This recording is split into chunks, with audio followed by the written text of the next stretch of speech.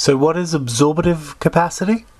According to the seminal 1990 article by Cohen and Leventhal, it's a firm's ability to recognise the value of new information, assimilate it, and apply it to commercial ends. Extending this, Zara and George, 2002, say it is a set of organisational routines and strategic procedures by which firms acquire, assimilate, transform, and exploit knowledge for the purpose of value creation. They break that down into potential absorptive capacity around acquiring and assimilating, and realised absorptive capacity around transforming and exploiting. Too much of the latter, from routinizing, can lead to a competence trap, but I'm digressing. There's also relative absorptive capacity, which firms have more, but I'm still digressing.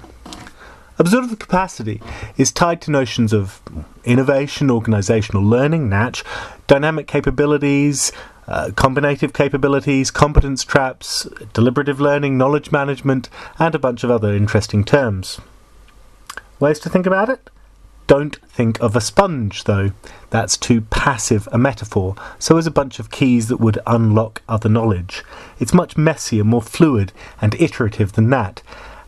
As Aribi and Depot point out, it's a non-linear process with feedback loops within those stages and between them.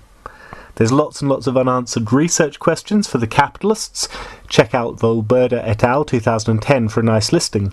But what are the barriers for social movement organisations?